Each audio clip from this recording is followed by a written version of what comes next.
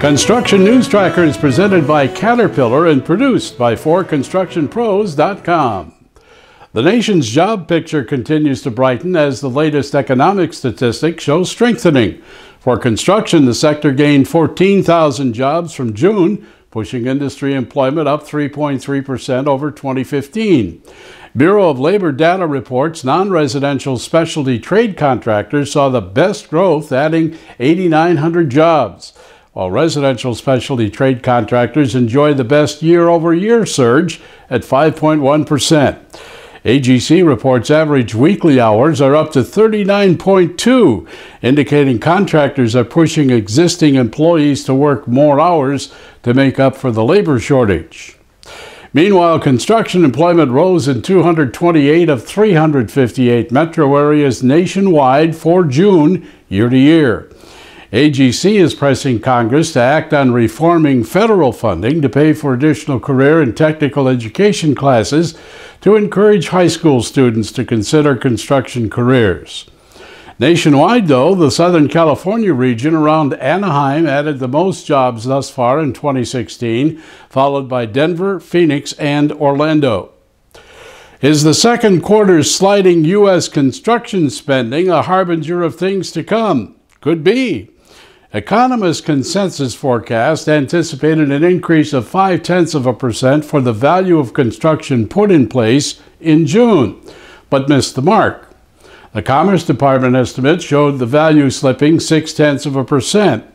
Economists missed big in April and May as well, forecasting less than 1% increases in U.S. construction spending. But seeing Commerce Department estimates fall 2.9% in April and drop 0.1% in May, spending in the second quarter is 2.7% greater than the same period in 2015. These misdirected forecasts have us closely monitoring the months ahead to see if the second quarter construction spending weakness is just coincidental volatility or if our construction has reached the turning point that's eluded economists' outlooks up to now. The Dodge Momentum Index shows a slight increase of 0.5% in July from a revised June score of 134. Non-residential sectors also pushed ahead, with institutional up 0.7% and commercial up 0.4%, and is the fourth consecutive index rise. As of right now, there are 11 $100 million plus projects in planning stages nationwide, a solid barometer for construction. Another round of U.S. DOT Tiger grants has been awarded, totaling $500 million, the eighth round of economic recovery money. 40 diverse areas of the nation were awarded funds, ranging from Pittsburgh to Brownsville, Texas, Little Rock, and Scott County, Minnesota. I had the occasion recently to run into AGC Chief Economist Ken Simonson at the Sage Summit 16 conference in Chicago and asked him for the latest forecast in construction for the rest of this year and 2017.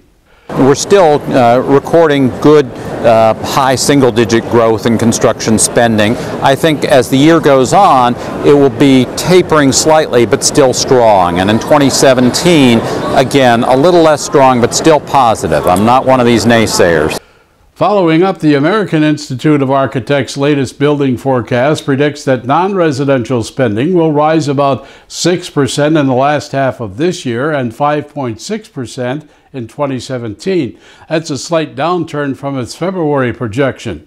AIA says it appears construction growth will be more tempered over the next 18 months, with the biggest slowdown in the industrial construction field. AIA did point out, though, it believes jobs, consumer confidence, and low interest rates remain positive for the near future. Caterpillar continues to struggle with the downturn in its mining sector as the company recently reported sales dropped 17% from the second quarter of 2015. Cat's machinery and engines suffered a hit of 44% in operating profit. Despite this, Cat's second quarter sales and profit overall exceeded forecasts, though the company indicates more loss is possible through this year. How embarrassing can it get? Well, how about $500 million worth? That's what it'll cost to raise a 5-year-old bridge at Newport, Delaware, a half a foot. The Delaware DOT is paying a contractor to raise the entire bridge over CSX rail tracks after it was discovered the original contractor erred in its design. CSX refused to sign off as it expects to be able to double stack container trains, which would be unable to fit beneath the bridge as presently configured.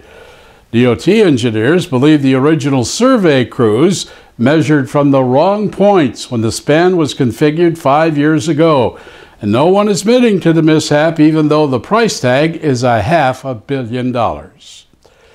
In closing, to be free, it's not enough to beat the system. One must beat the system every day. This is Construction News Tracker, looking over the industry that makes the world a better place, presented by Caterpillar and produced by 4Construction Pros. Follow us on social media at Twitter using hashtag Construction News, YouTube at 4Construction Pros, and on Facebook at /4Construction Pros. As the streaming web never ends.